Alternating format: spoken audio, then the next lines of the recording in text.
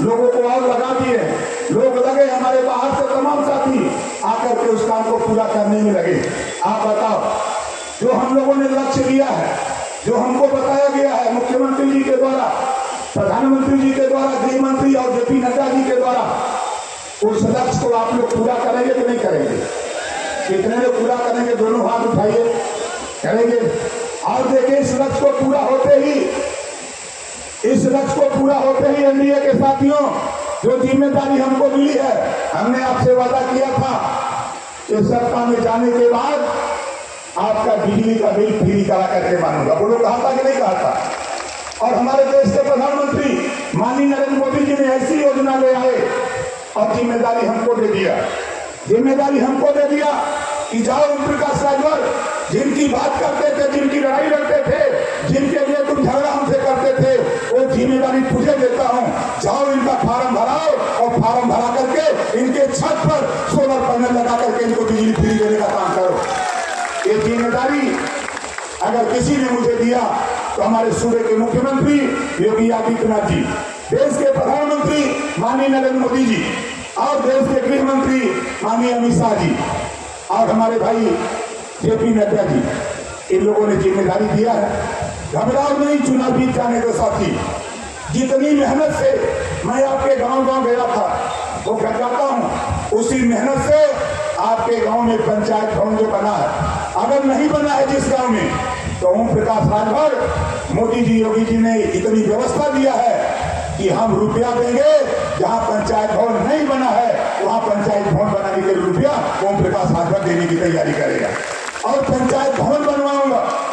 और उसके बाद जिस गरीब का छत अभी तक नहीं बना, उसका भी छत बनवाने की जिम्मेदारी मोदी जी, योगी जी ने ओम प्रकाश राजभर को दी है, तो उसको भी पूरा करने का काम करूंगा।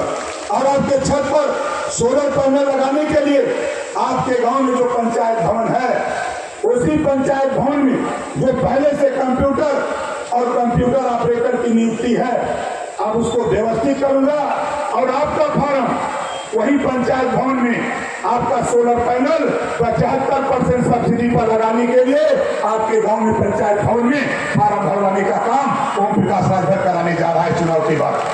और इसके बाद अब आपको जनसेवा केंद्रों पर जाने की जरूरत नहीं पड़ेगी।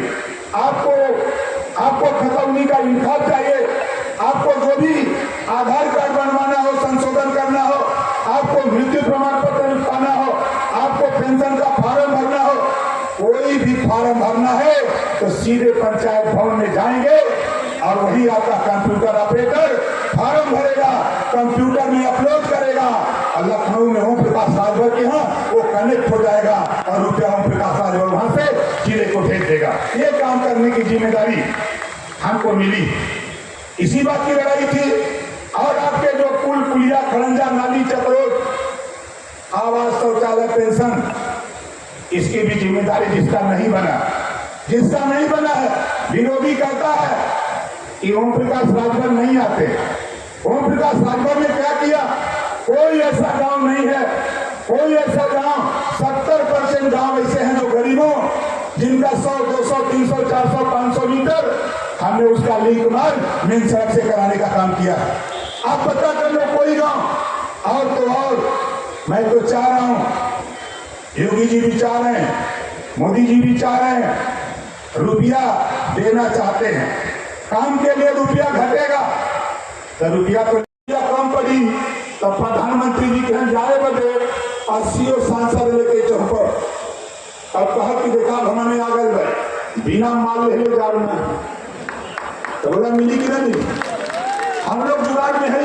माता और बहनों, देश के पहले प्रधानमंत्री माननीय नरेंद्र मोदी जी हैं, जो 33% रिजर्वेशन, जिसकी लड़ाई हम लोग लड़ते रहे, महिलाओं को आरक्षण के लिए, राजनीति में आरक्षण, लोकसभा और राज्यसभा से पास कराकर 33% कानून बना दिया।